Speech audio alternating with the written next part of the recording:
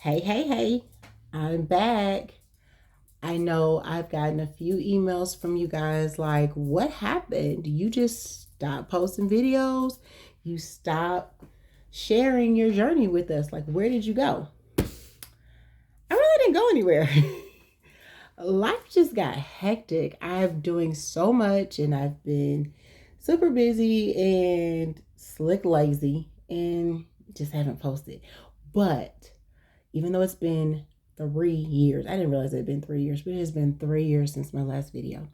I am determined to post more and do more, especially since I have gotten like not a lot. I'm not going to act like I'm a influencer because I'm not. But I've gotten a few emails from people over the last since I started doing this, just asking me for insight, advice, and I've actually coached a few of you through your surgery journeys. And so I'm super, super excited about the fact that you took me along for the ride. And if there's anybody out there who is interested or wants to pick my brain, please feel free to email me. But what that did turn into is, me kind of counseling some people just through some of the other nuances of having bariatric surgery that is more than just having the surgery. It's not just about losing the weight. There's so many other factors that go into it.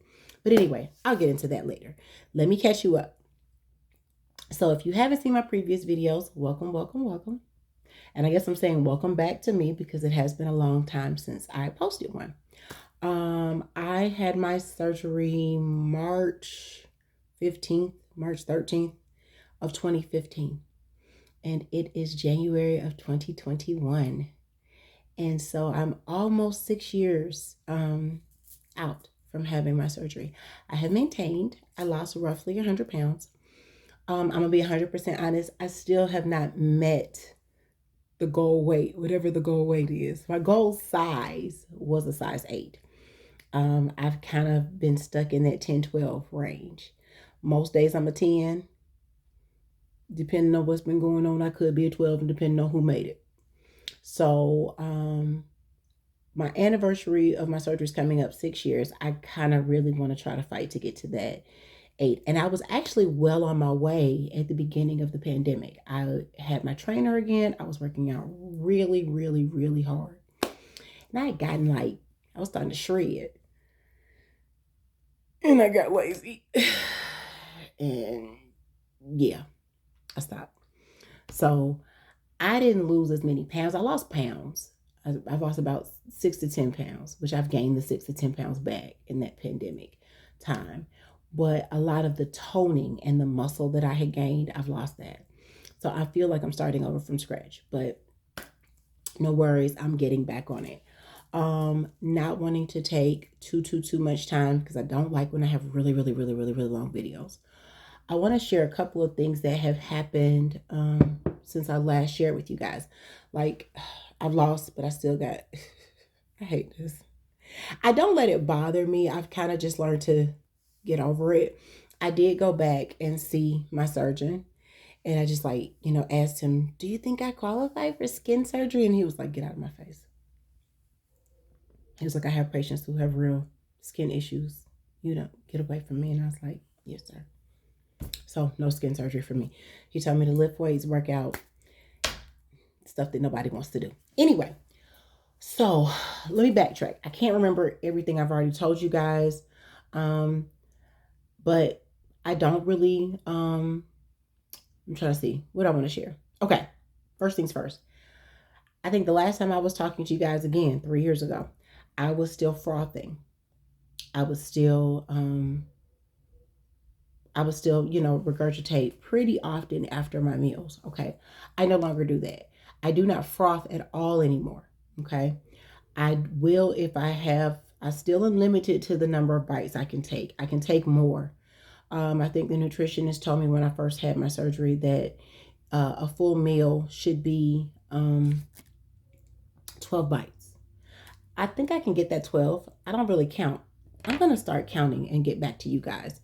But it's more of a feeling. You feel that fullness is still very much there.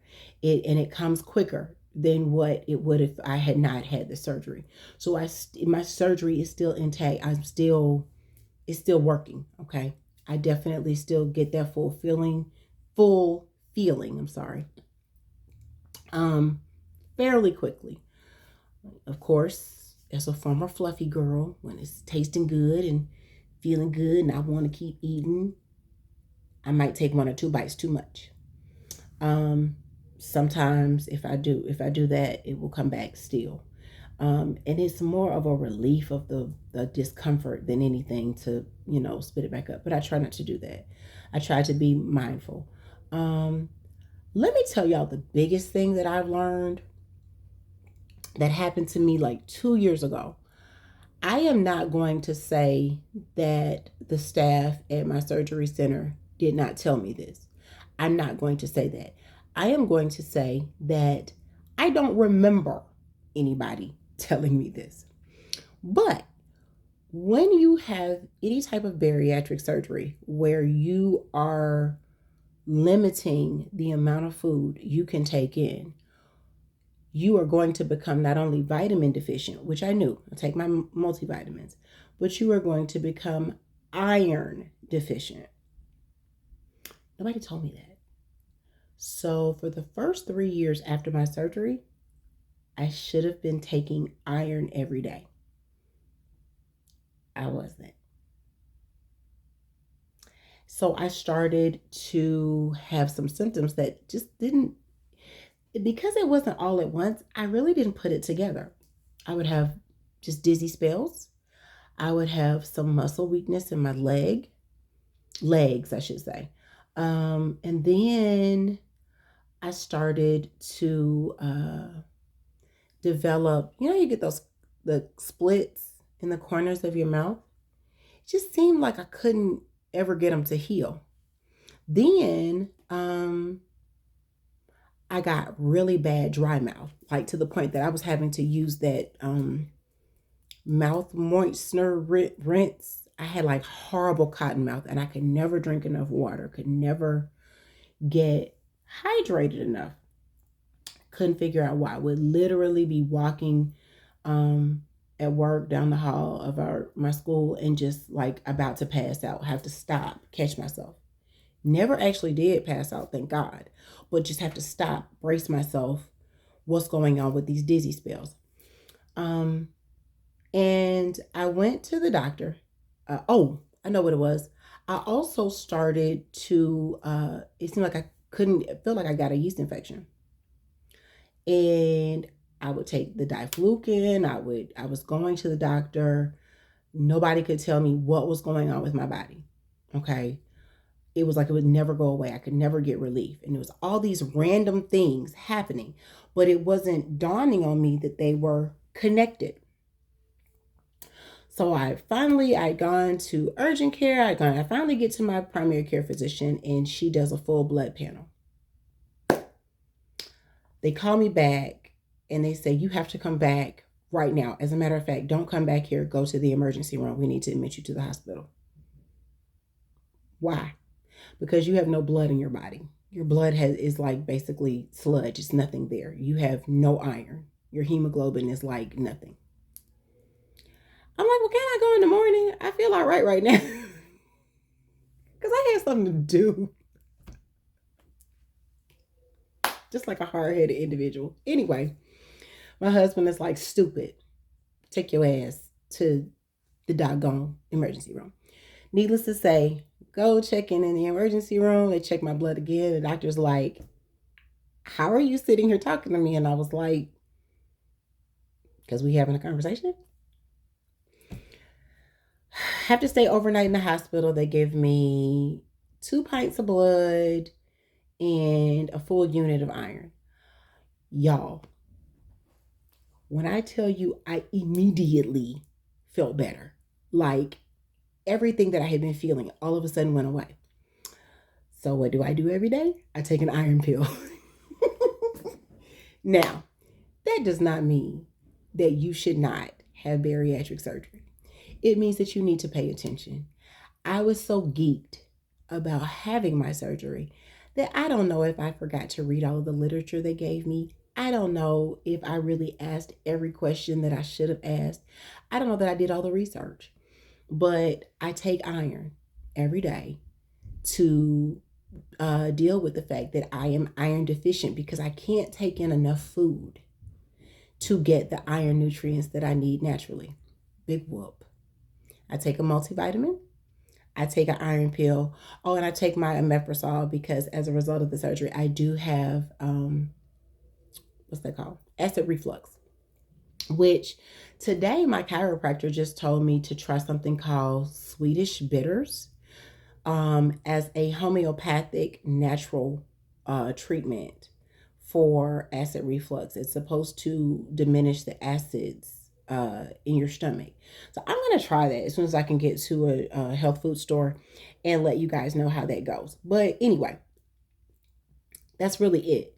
So, question again, if I had to go back almost 6 years and I am 270 some odd pounds again, would I have my surgery? Yep.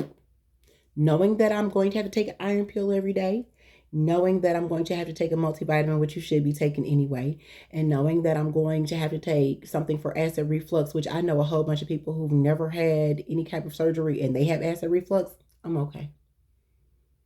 Because why? I can see my hoo-ha. My knees don't hurt. My back doesn't hurt.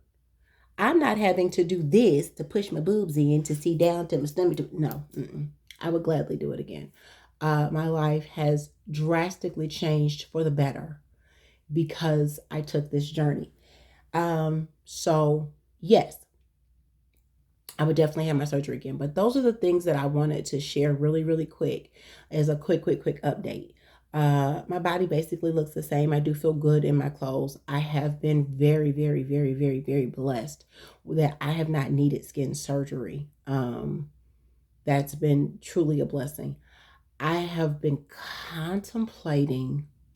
My husband is not in agreement. Let me just tell y'all. He's like, I'm fine with you the way you are, which is nice to know and nice to hear. But I'm not going to lie and say that his approval is going to sway my decision. But I've been contemplating having my breast lifted and possibly a tummy tuck, just because I went from like a G bra, which let me just say, before I got into one, I didn't even know they went that freaking high, but I went from like a G to a 38D. So when I take off my bra, we are clear that gravity is real and there has been some deflation. And I'm still not small chest, like they're big, but I want somebody to just pick them up and put them back at eye level. So I've been contemplating that. Haven't made a full decision yet. But anything I do at this point would be cosmetic and it would be just for me. It's not going to be because it's impeding me wearing clothes or anything like that, or it's changing the shape of my body or anything like that. I'm going to try to figure out how to put some pictures. I'm not good at this technology YouTube stuff, y'all. I'm trying to get better. So I'm going to try to put some pictures up. A few people over the years have, actually quite a few, have sent me emails asking me questions. Guys, please feel free to do that.